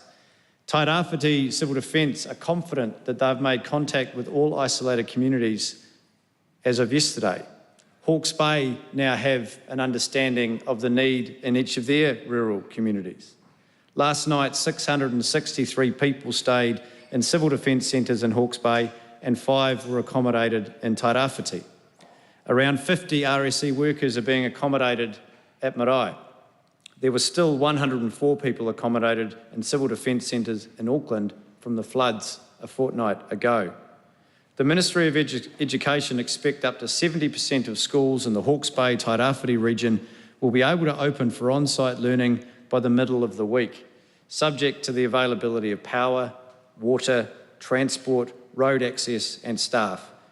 Outside of these regions, around 6 schools or kura are closed, affecting approximately 305 learners, and 28 early childhood centres are closed. There are still over 200 road closures across the North Island that Waka Kotahi are working to open. That's state highways. That doesn't account for the many, many local roads that remain closed. More fuel service stations have reopened. However, in Hawke's Bay, 19 remain closed. In Gisborne, 3 are still closed. And there are a further 4 in the Waikato and Bay of Plenty that are yet to reopen. As the Prime Minister has noted, across the North Island, around 11,000 customers remain without power. This is down from 22,000 yesterday, which is down from its peak of 225,000 at the start of this weather event. Full telecommunications have been restored to Wairoa and central Gisborne. However, 7% of cell sites in Hawke's Bay and 20% in Tairāwhiti are yet to be operational. The National Emergency Management Agency has procured 82 Starlink units, of which 66 have been deployed. We've also reserved an additional 35 high-calibre units that will be available to deploy from Auckland in short order. Water supply remains fragile in Wairoa and rural Hastings, supplies in Napier and Gisborne have been secured. And I'm advised that water services networks in the Tararua district remain under pressure. Mr. Speaker, in order to get to that point, it has required considerable commitment and effort from thousands of New Zealanders. To get those worst affected communities reconnected has been their objective, and they have worked day and night in order to get there. I just want to offer my sincere thanks and gratitude to everyone involved, be they line workers, be they first responders, volunteers, iwi and marae, individuals, groups, committees, the lot. Everyone has stood up in these affected communities, Mr. Speaker. They've worked tirelessly, not for themselves, but for those that they live with. I want to particularly acknowledge Fire and Emergency New Zealand, who have lost two of their own in this emergency response, Dave Van Zwanenberg and Craig Stevens. Mr. Speaker, these are fatalities that hit hard. Everyone in Fire and Emergency New Zealand is feeling this loss, in addition to the Muriwai community. But anyone that has had any involvement with Fire and Emergency New Zealand is hurting. There isn't a single community in this country that doesn't have a FENZ presence. And in rural and provincial New Zealanders, there wouldn't be many families that doesn't have someone within their own that volunteers for fire and emergency. It's instinctive, Mr. Speaker, when a tragedy strikes to look after those we love. Volunteers for fire and emergency, in the first instance, make sure their loved ones are safe. Then they leave to go and make sure the community is safe. That requires considerable courage and selflessness. And as I was listening to the other contributions today, Mr. Speaker, I was reflecting on the fact that this debating chamber is a war memorial, and we have plaques to commemorate the sacrifice and service of New Zealanders in every battle that New Zealand has taken part in, including the New Zealand Wars. It is my personal view that these two men are equal heroes to this country, because they served this country, they served their communities on behalf of everyone to make sure that people are safe. I also want to acknowledge police, in addition to being on the front lines of our emergency response, are now having to go above and beyond to maintain law and order in very stressed communities, many of whom who still do not have power after many days, whose only lifelines are reliant on people flying things in or giving to them, causing unimaginable stress. The New Zealand Defence Force has deployed at scale to respond to this disaster with over 950 personnel. And I've seen firsthand the lift that it gives communities when our Defence Force personnel turn up. It gives people confidence, it gives them reassurance. They have played a crucial role in giving people their essential needs, be it helicoptering in water to Wairoa or using the Navy ships to call into isolated coastal communities along the East Cape and Tairāwhiti region, calling in, giving them food, giving them generators. They're also going to be playing a critical role in re-establishing bridges that have been knocked out in crucial links, reconnecting small communities to the larger towns in their area. It would also, Mr. Speaker, be remiss of me not to acknowledge our NEMA staff and civil defence staff. Many of them drop tools, come together and have been working roughly 25 days straight in the bunker underneath the beehive. Their contribution collectively is what's making this response so effective. Their commitment is commended. The Honourable Judith Collins. Thank you, Mr. Speaker. Mr. Speaker.